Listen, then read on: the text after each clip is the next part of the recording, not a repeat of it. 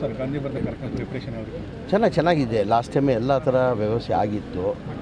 ಮಾನ್ಯ ಮಾಜಿ ಪ್ರಧಾನಮಂತ್ರಿ ಮನಮೋಹನ್ ಸಿಂಗ್ ಅವರು ನಿಧನ ಒಂದು ಹಿನ್ನೆಲೆಯಲ್ಲಿ ಪೋಸ್ಟ್ಪೋನ್ ಮಾಡಿದ್ವಿ. ಈಗ 21ನೇ ತಾರೀಕು ಆ ಕಾರ್ಯಕ್ರಮ ಆಗಿತ್ತು. ನಿರೀಕ್ಷೆಯಿಂದ ಜಾಸ್ತಿ ಜನ ಬರ್ತಾರೆ.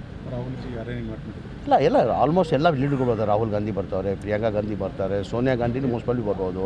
ನಮ್ಮ ಅಧ್ಯಕ್ಷ ಆದಂಥ ಖರ್ಗೆ ಸಾಹೇಬರು ಬರ್ತಾಯಿದ್ದಾರೆ. ಆಮೇಲೆ ಭಾಳಷ್ಟು ಜನ MP ಗಳು ಬರ್ತಾಯಿದ್ದಾರೆ.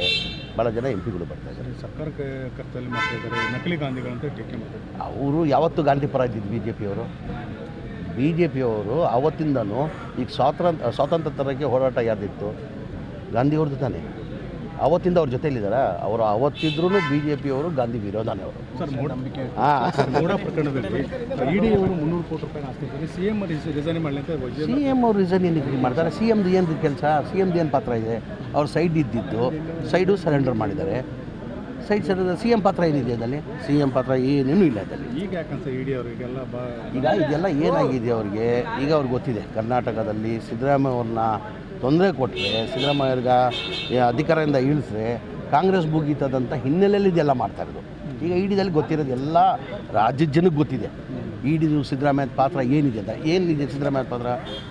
ಬಿಫೋರ್ ಇಂಡಿಪೆಂಡೆನ್ಸ್ 1937 ಯಾರೋ ಲಿಂಗ ಅಂತ ತೊಗೊಂಡು ಅವ್ರ ಮಗನ ಭಾಗಕ್ಕೆ ಹೋಗ್ತದೆ. ಅವ್ರ ಮಗನ ಭಾಗದಿಂದ ನಮ್ಮ ಮಲ್ಲಿಕಾರ್ಜುನ ಸಿದ್ದರಾಮಯ್ಯ ಅವ್ರ ಅಳಿಯ ತೊಗೊತಾನೆ. ಅವ್ರ ತಮ್ಮ ತೊಗೊಂಡು ಅಕ್ಕನ ಗಿಫ್ಟ್ ಮಾಡ್ತಾನೆ. ಸಿದ್ದರಾಮಯ್ಯದ ಪಾತ್ರ ಏನಿದೆ?